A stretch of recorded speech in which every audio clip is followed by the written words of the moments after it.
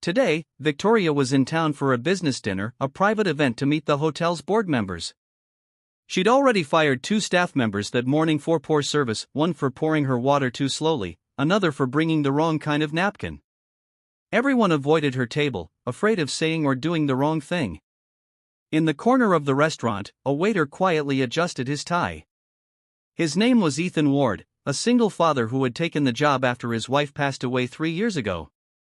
His 9-year-old daughter, Maya, was the center of his world, bright, kind, and always asking questions that made him think about life. He wasn't supposed to serve that evening, he was covering for a sick coworker. But when the head waiter froze, too terrified to approach Victoria's table, Ethan stepped forward. "I'll do it," he said simply. Everyone stared. "Are you crazy?" whispered his friend Tom.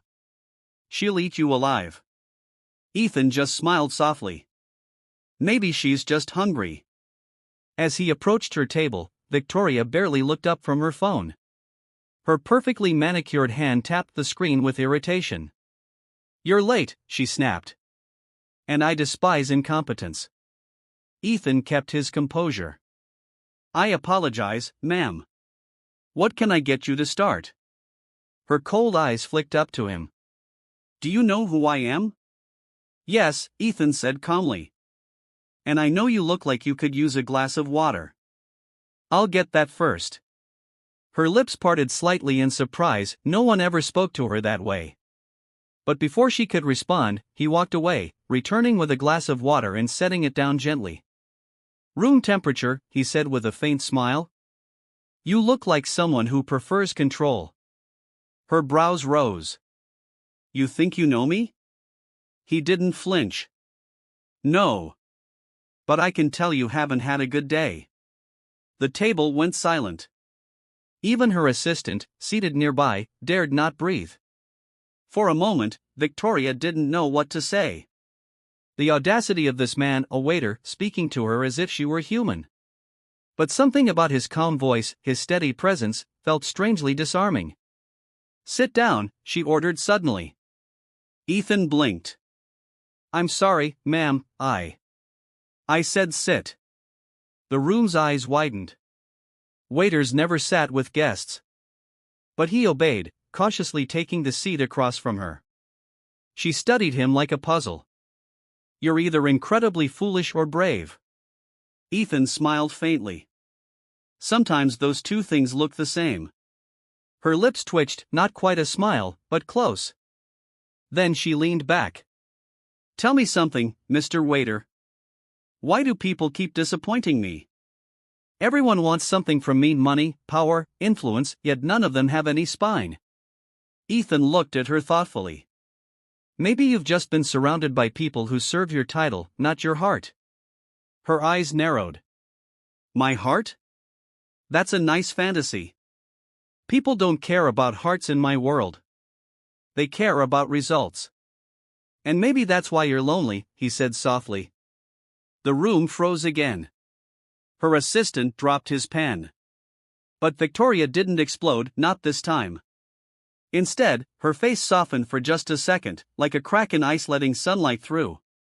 "Lonely," she repeated quietly, as if tasting the word. Then she scoffed, masking her vulnerability. "You presume too much." Ethan simply nodded. "Maybe. But sometimes, the truth is the only thing that can make someone stop running." Before she could reply, her phone buzzed. A news notification flashed: "Board rejects merger proposal. Hale Corporation shares fall 9%. Her hand trembled. She quickly hid it, but Ethan noticed. He stood, bowing slightly. "I'll let you eat in peace, ma'am." She didn't respond, but as he walked away, her eyes followed him. For the first time in years, someone had looked past her armor and seen her. Chapter 2: The Sentence That Changed Everything. The next morning, the entire staff gathered nervously in the hotel lobby. Word had spread: Victoria Hale wanted to see the waiter who had talked back to her. Ethan arrived, expecting the worst, maybe even to lose his job. Victoria stood in the center of the lobby in her crisp white suit, every inch the billionaire. But there was something different about her eyes, softer, less guarded. Mr. Ward, she said, her tone unreadable. Walk with me. They stepped outside into the courtyard garden, away from curious eyes. I read your employee file, she said. Single father. Your wife passed from cancer 3 years ago. Your daughter, Maya, right, is in the top of her class. Ethan nodded carefully. Yes, ma'am. Victoria sighed. You could have chosen any words last night. You could have begged for a tip or flattered me.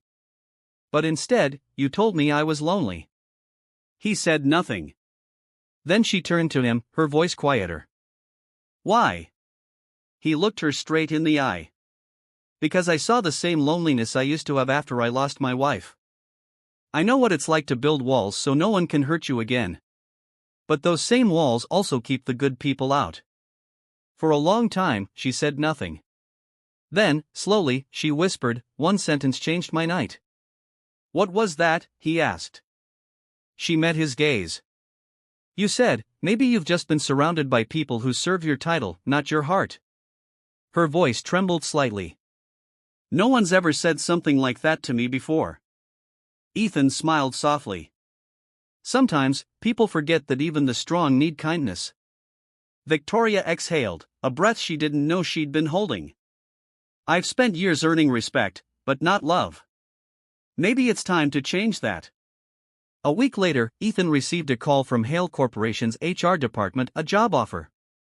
Not as a waiter, but as Director of Employee Wellness, tasked with helping staff across her company feel seen and valued.